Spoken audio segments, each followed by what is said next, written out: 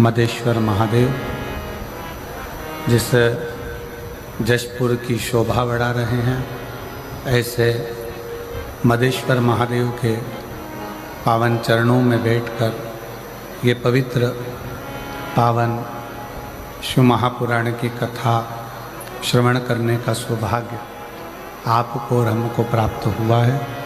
एक बार जोरदार ताली बजाकर साधुवाद देंगे सभी को।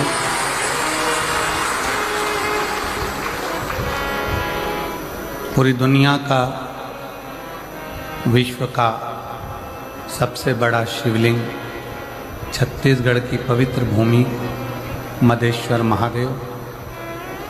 हम तो ये कहेंगे, जो जीवन में एक बार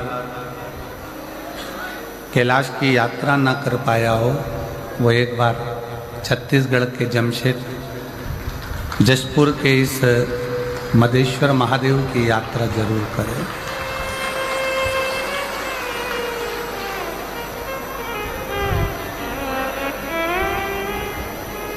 आज कथा प्रारंभ होना है और आप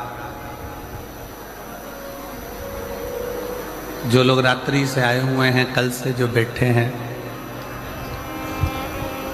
मेरा देवाधिदेव महादेव, मेरे बाबा मदेश्वर नाथ आपको सुंदर प्रकृति का दर्शन करा रहे होंगे। कभी तो बहुत तेज हवा चल रही होगी, कभी पानी बरस रहा होगा, कभी गर्मी पड़ रही होगी, कभी ठंड लग रही होगी, और ऐसी ऐसी सुंदर लीलाओं का दर्शन इस वीराने जंगल में, मायाली गांव में, इस प्रकृति की गोद में विराजमान मेरे शंकर का पूरे विश्व में, पूरी दुनिया में सबसे बड़ा शिवलिंग इस मायाली गांव के अंतर्गत छत्तीसगढ़ की धरा पर।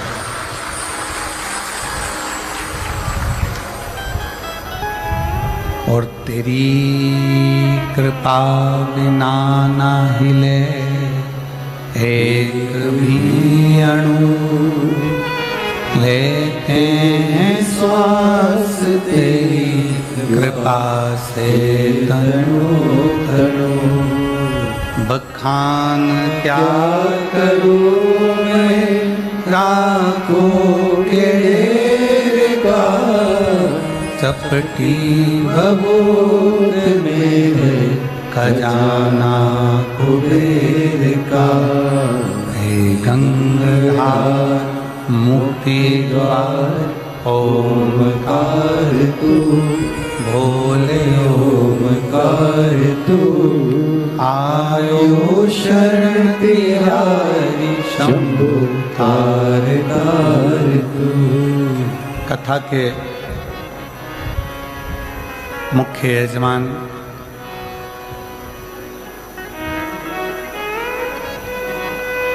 जशपुर छत्तीसगढ़ जिले के सभी सनातन हिंदू समाज, जिन्होंने इस कथा का मुख्य यजमान पद ग्रहण किया है, उसके लिए साधुवाद। मैं कथा मंडप में विराजमान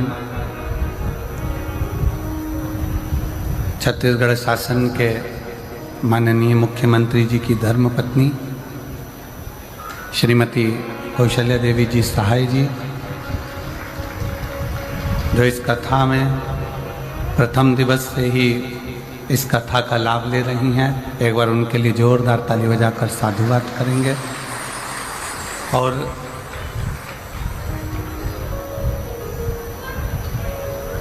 बड़े सहज सरल भाव में श्रीमती कौशल्या देवी जी सहाय, जो छत्तीसगढ़ की ऐसी कोई कथा नहीं जिस कथा में, शंकर भगवान की पवित्र कथा में आपकी हाजिरी ना लगती हो। एक बार जोरदार ताली बजाकर उनके लिए साधु का बहुत बहुत। कथा मंडप में ही विराजमान माननीय छत्तीसगढ़ शासन के मुख्यमंत्री जी श्री विष्णुदेव सहाय जी के सुपुत्र श्री तोषेंद्र देव जी सहाय जी, जो कि लगातार सनातन धर्म को एकजुट करने के लिए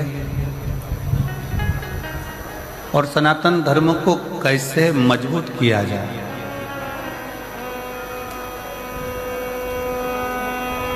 छत्तीसगढ़ शासन का एक उभरता हुआ चेहरा श्री तोषेंद्र जी,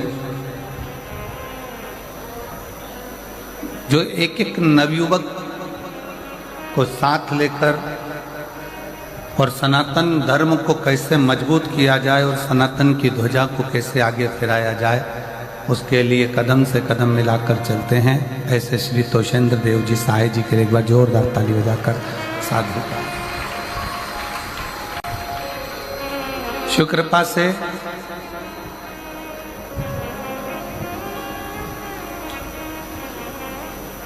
शायद हमारे जीवन की ये पहली ऐसी कथा है जिसका यजमान पद संपूर्ण सनातन हिंदू बने हैं और संपूर्ण सनातनी इसके यजमान बने। इसमें किसी यजमान का नाम नहीं दिया गया इस कथा को, क्योंकि ये मादेश्वर महादेव के चरणों में हो गई।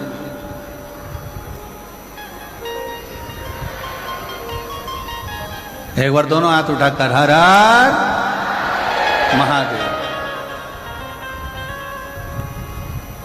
शायद इसलिए समिति ने निश्चित किया कि यह कथा कोई दूसरा नहीं करा रहा है, यह कथा स्वयं मादेश्वर महादेव करा रहे हैं और उनकी गोद में यह कथा हो रही है।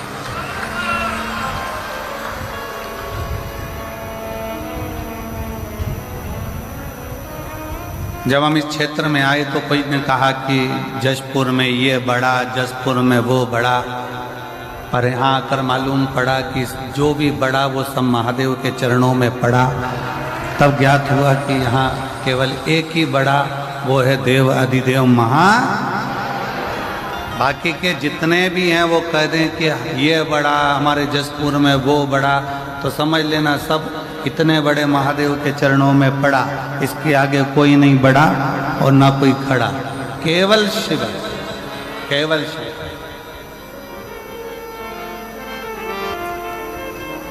और दिल से सुनो कथा।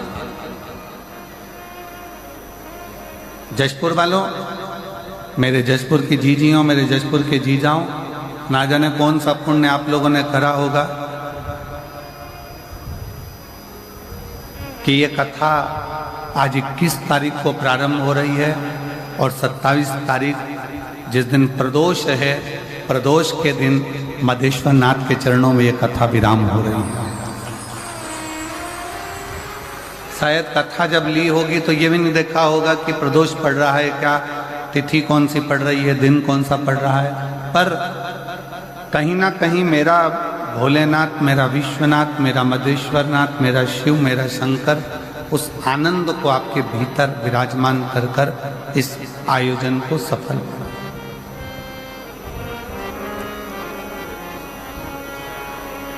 हृदय से सुनो और जितना दिल से इस कथा को अपने अंदर उतार सकते हो उतने दिल से उतारो।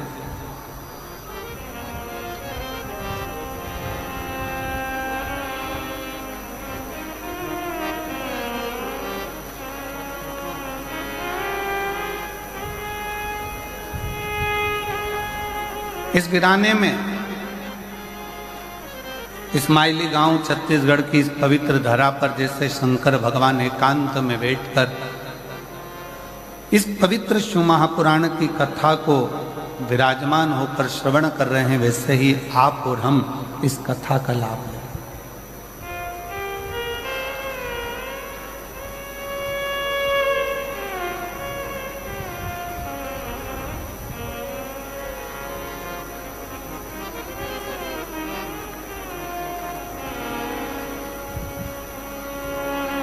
कल आशीष कर रहे थे गुरुजी, इस्माइली गांव में पहुंचने के लिए ट्रेन भी बहुत दूर तक छोड़ती है, फिर वहां से 100-150 किलोमीटर दूर चलकर यहाँ पहुंचना पड़ता है। बस का साधन भी दूर तक रहता है, हमने कहा आशीष, ये मदेश्वर नाथ जो बैठे हैं ना, ये साधारण नहीं है। वो एक बार अपने भक्त को भले पैदल बुला लेते हैं, पर दूसरी बार उसको 4 व्हीलर दिला कर बुलाते हैं कि तू अपनी गाड़ी से यहां तक पहुंच। तू अपने साधन से, और तेरी कृपा बिना न हिले एक भी अणु, लेते हैं श्वास तेरी कृपा से तनु तनु।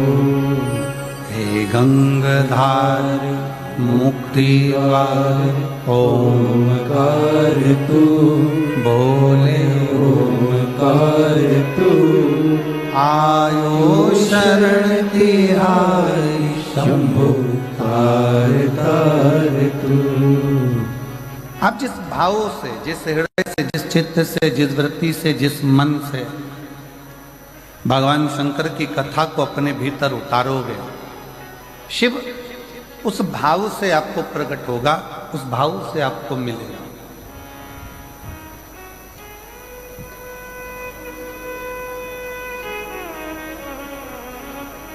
कई लोगों के मन में एक शंका होती है, बड़ा बड़ा भाव उनके अंदर आ जाता है कि गुरुजी, जब हम भगवान का भजन करते हैं, स्मरण करते हैं, कीर्तन करते हैं, भगवान की भक्ति करते हैं, तो हमारे ऊपर फिर दुख क्यों आता है? हमको तकलीफ क्यों आती है? हमको कष्ट क्यों आता है? शिव महापुराण की कथा कहती है, अभी आम का सीजन चालू हो गया, केरी आने लगी, आम आने लगा। आम के बगीचे में जाकर देखना, जो नया नया पौधा होता है, नया नया आम का पेड़ होता है ना, उस पेड़ में जो नए नए फूल आते हैं, हमारे इधर मध्य प्रदेश में तो उसको आम के पेड़ के मोर कहते हैं, कि आम के पेड़ में मोर आए। अब इधर नहीं मालूम छत्तीसगढ़ में कि उसको क्या कहते हैं, पर हमारे उधर कहते हैं मध्य प्रदेश में कि आम के पेड़ में जब फल आने वाला होता है तो पहले मोर आ जाता है, पहले फूल आ जाता है। पर जब कोई नया आम का पेड़ होता है, पहली बार उसमें अगर फूल आता है, पहली बार अगर उसमें मोर आता है, तो बड़ा सुंदर दिखता है कि कितना सुंदर है, कितना विशाल है, कितना बढ़िया है, इसमें आम आएंगे, बहुत आएंगे, ढेरों आम लगेंगे और ढेरों आम इसमें लग जाएंगे। पर जो श्रेष्ठ माली होता है ना, आम के पेड़ को जो संभालने वाला होता है, जो श्रेष्ठ माली होता है, जो बगीचे को संभालने वाला माली होता है, वो क्या करता है? उस आम के पेड़ के, नए आम के पेड़ के मोर को, फूल को तोड़ लेता है, तोड़कर उसको फेंक देता है उसी पेड़ के नीचे।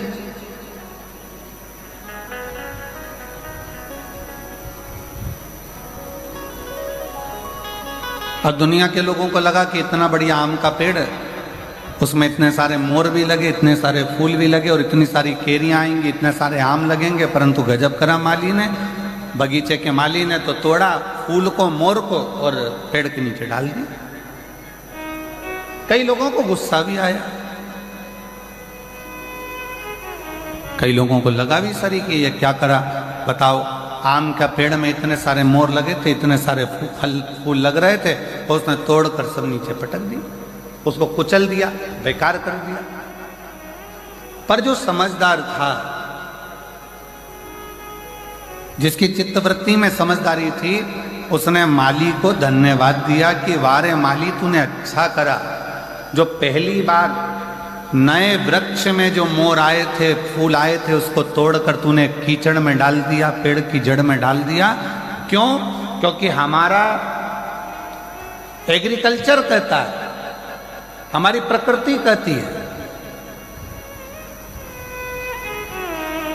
कि नया पेड़ का फूल, आम के बगीचे में लगे नए पेड़ के अगर मोर को, फूल को तोड़कर फेंक दिया जाए, तो दूसरी बार जो फूल आते हैं और दूसरी बार जो फल आते हैं, वो अपार आते हैं, जिसको गिना भी नहीं जा सकता। इतनी कृपा के साथ में उसमें आम लगना चालू हो जाते हैं, उसमें फूल लगना प्रारंभ हो जाते हैं।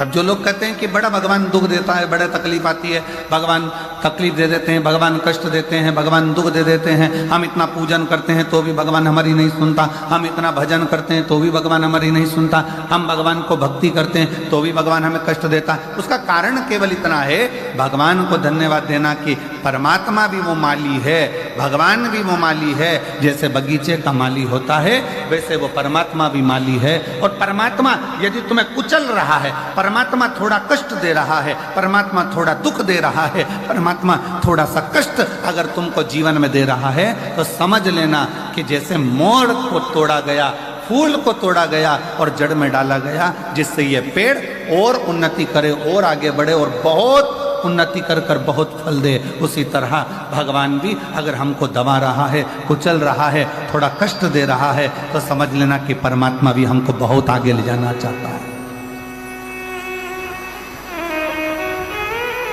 समझ लेना परमात्मा भी हमको बहुत आगे तक लेकर जाना चाहता है, परमात्मा हमको बहुत दूर तक लेकर जाना चाहता है, परमात्मा हमको बहुत अग्रणता में लेकर जाना चाहता है।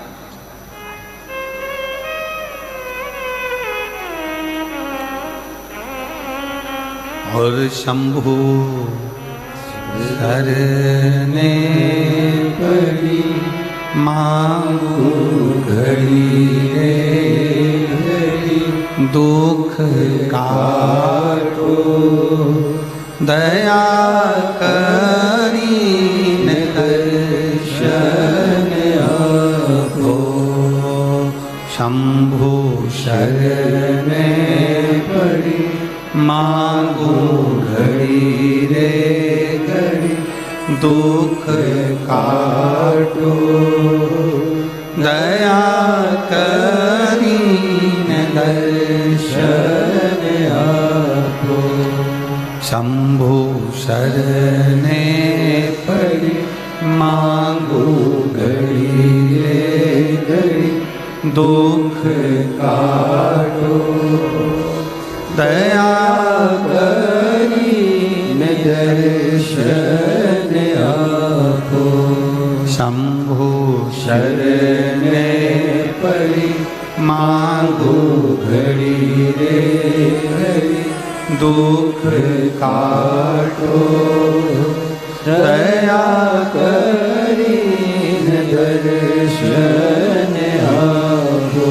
ओ दया करीन दर्शन आपो, दया करीन दर्शन आपो। भगवान शिव की कथा कर रही है। थोड़ा कष्ट जीवन में, थोड़ी तकलीफ जीवन में, थोड़ा दुख जीवन में, थोड़ी परेशानी जीवन में अगर परमात्मा दे तो ये मानकर चलना कि वो भोलेनाथ ने तुम्हारे लिए कुछ अच्छा सोच कर रखा हो, कुछ अच्छा विचार कर रखा हो, कुछ अच्छा सोच लिया होगा, कुछ अच्छा विचार कर लिया होगा, कुछ अच्छा अपने मन में धारण कर रखा होगा जो आज प्राप्त हुआ है। और बहुत बहुत मैं जशपुर के सभी श्रोता भाई बहनों को, इस जशपुर जिले के सभी श्रोताओं को बहुत बहुत साधुवाद देता हूँ कि तुम्हारे पुण्य बड़े प्रबल हुए होंगे जो यीशु महापुराण की कथा मधेश्वर नाथ के चरणों में जो हो रही है। बहुत बहुत बोल बम का नारा है।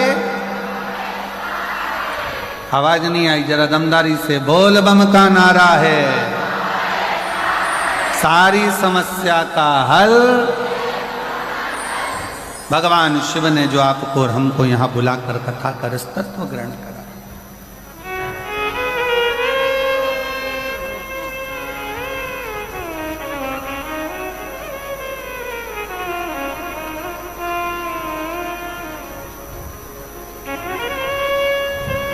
और